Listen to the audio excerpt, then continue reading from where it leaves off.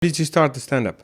I just I started stand up because I was living in Berlin and I was in a band and I've always been into music and stuff. I was in a band in a touring band and we were doing these radio interviews and I was telling funny stories.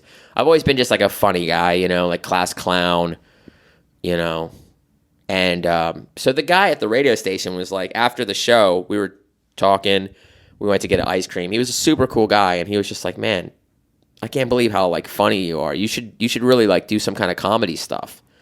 And I'd heard that so much in my life that for the first time I just decided to I don't know what happened. I just kind of clicked and I was okay, what should I do? You tell me. What does that mean? Do some comedy stuff. Yeah. Because especially back in the day when I was a kid, guys told me I remember I got fired from a job. A guy was you know what? You should be a comedian. You should be a comedian. You'll make it as a comedian. But I didn't know even how to start being a comedian. That was the thing. So that radio guy told me to start the stand-up show. I remember we were sitting there eating ice cream, and he was yeah, you should do stand-up. You should do comedy. And I was okay, I'll do it. How do I do it? And then he said, okay, you got any friends with bars? Do you know anybody that owns a bar? And ironically, I did.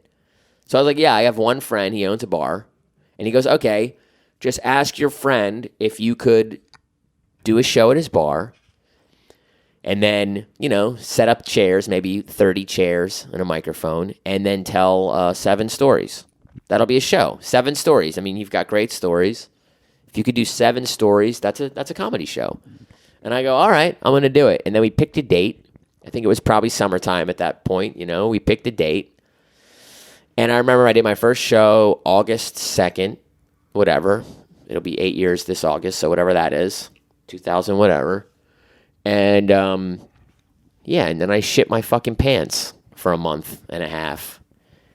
And I remember I called my friend. I was yo, man, can I do a comedy show in your bar? And he goes, I guess. What's it going to be? And I go, I don't know. I'm going to tell some stories. And he goes, all right. I mean, you're not going to charge any money, are you? And I go, yeah, I'm going to charge €3 because if I'm going to bomb, then I just think people should pay for it, And also, if I bomb, it's worth €3. They're going to have a good time watching me fucking bomb. It's going to be hilarious. So I don't want to do it for free because then people will come and I'll bomb and I'll feel like shit and they'll get enjoyment out of watching me bomb and I won't even get anything out of it. And he's all right. I mean, do whatever you want, but no one's going to come. I'm pretty sure no one's going to come. For €3, no one's going to come. And then, kind of crazy shit happened, a weird, things lined up.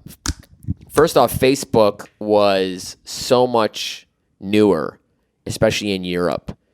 People were just getting on Facebook. Yeah. And it was at that time where, I don't know if you remember, you could post pictures, but you couldn't, there was no events. There was no fan pages. Everybody was still pretty much on MySpace for the commercial stuff. Yeah. Hey, check out my band on MySpace. It was all about MySpace. Yeah. And then Facebook was more personal. So people were oh, I like Facebook because it's no one's trying to sell me anything. It's more personal. So I made a little flyer and I posted it on Facebook. And then somehow without me knowing it, everybody was taking my photo and posting it on their Facebooks. All my friends were whoa, this guy's really funny and he's doing a comedy show. What the fuck is this? And Berlin used to love that. I don't know if they still do, but the people of Berlin used to love secret shit. If there was a party and you couldn't find it, that was the best party in the world. They wanted to go to weird places. I mean, the internet kind of ruined Berlin because now you could just map. Oh, Google Maps says it's around this corner in this alley. But before it was really hard to find places. You had to know people. You had to knock on doors. You had to go back and climb this fence. And so my comedy show kind of fit that. It was nobody knew what it was. And it was a solo show? It was a solo show, yeah. Just talking or videos? Well, at first I didn't know what it was. It was going to be 7 stories, Yeah. I'd already made the flyer and picked the date before I knew really what it was going to be. I just had this I remember I had this piece of cardboard at my house and I was writing down things that I thought were funny, Yeah. I can't even remember what they were, but I was writing stuff down, just 2 words, like, Skype or whatever, email. I don't know. And then I had a friend visiting me from New York who, he's like a filmmaker. He's a photographer, filmmaker, works in movies and stuff like that. And I was like, dude, we got to make some short films. We got to make some little videos because I don't know what this is going to be like. And if I start to fucking bomb really hard, I want to have some kind of videos to show. And I was really into Chappelle Show at the time. So I was like, yeah, let's just do some like funny Chappelle Show skits. So I made one that was like a riff on those European late night sex phone lines. Oh yeah, on TV. Yeah. Yeah. So I made one, and they were all, obviously everyone in Germany and Berlin, everyone knows them because every night they're on. So I made one that was like me in my bedroom, and I was like, hey, I'm motherfucking David Deery, and this is my sex line. I'm David Deery, call me. I'm going to get naked for you on the phone. It's sexy. And then there was like, at first it was like me in like, I think my underwear and a t-shirt. And then like the very next shot is me buck naked on my couch, just spread eagle, and then like a little tiny blur over my dick. But I was naked. I was like full on naked. And then I'm like bending over, like spreading my butt cheeks. Yeah. Yeah, it was like wild. So, and yeah, that one got like a great reaction. It was really funny. And the other one I made was like a riff on Girls Gone Wild. Do you remember that DVD series, Yeah. Girls Gone Wild? Yeah. So I made one called Heavy Metal Gone Wild, where it's like, do you love to watch guys banging their head, listening to metal? Yeah, now you can all day long with Heavy Metal Gone Wild. And like I had all these metal riffs, and then I had this wig that I cut into a mullet. And I was just like banging my head. There was like, I just put like this music on, like, and I just like bang my head, like, I was just banging my head everywhere. And it was just like a 30-second video, order now, Heavy Metal Gone Wild. Yeah, baby, you like to watch a guy headbang in a supermarket? Yeah, you do. Fuck yeah, Heavy Metal Gone Wild. Yeah. So that was cool. But the best thing that I did that turned out to be such a mistake, but also one of the funniest fucking things in the world was because, okay, so everyone in Berlin was always late to things. So what I did was on the flyer, I said, show starts at 9 p.m. sharp. Please don't be late. That was like on the flyer, right? So my idea was what I would do is I knew that people would still be late.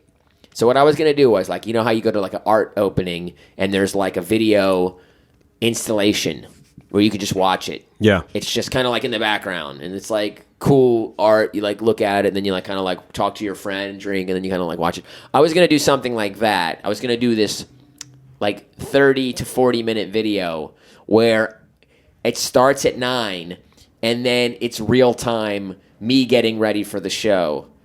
Like I'm doing push-ups and I'm taking a shower, but in real time.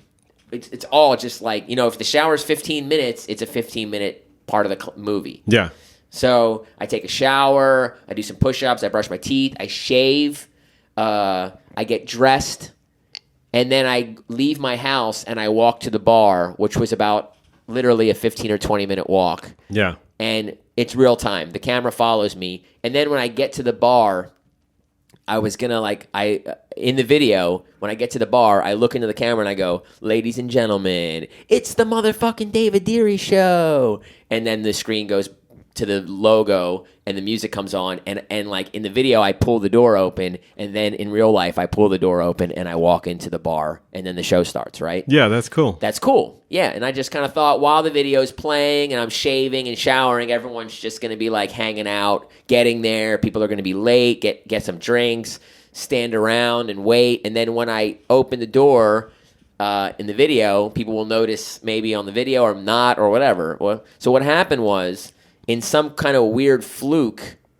I'm at home with my friend Chris, rendering the DVD, and I get this text message from the girl working the door, my friend Teresa, texts me and she says, "There's like 100 people here right now. Where the fuck are you?" And I texted back, "Haha, very funny." Because when I set up the room, and my friend who owned the bar was like, "How many people do you think you're going to get?" And I was like, "I think I'm going to get about 35. That's my goal. that would be a sellout for me. I'd be so psyched to get 35. And he goes, nah, no way. I don't think so. I go, I think so. I kind of feel like some people have been talking about it. I mean, I know I'll get at least 5 or 10 for sure. So I think they'll bring friends, right? And so she texts me, there's 100 people here. Where the fuck are you? And I write back, haha. And she goes, dead serious. And then my phone rings. And I'm like, what's up? And she's like, I'm not even kidding. The room is absolutely fucking packed. There's people standing in the back. Where are you?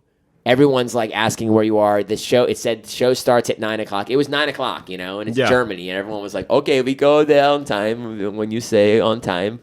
And so I'm like, oh my God. So fucking Chris burns the DVD. He runs out the door, goes to the place. He puts the DVD in. I didn't even have time to be nervous or anything. But what I realize is when I get there is everyone is sitting and watching the movie. Yeah. Like totally in awe of the film. Like it's a real film, They're watching like my short film, just sitting there like watching it. And I remember like afterwards, my friend told me she was there with this rapper Defari, who's like a pretty big West Coast rapper. And and he looks at her and he goes, what the fuck is going on, man? And she goes, I don't know, but this guy, he's really, really funny. So I'm pretty sure something funny is going to happen. Just keep watching. And it was like a 40-minute video of me showering and shaving and nothing happened.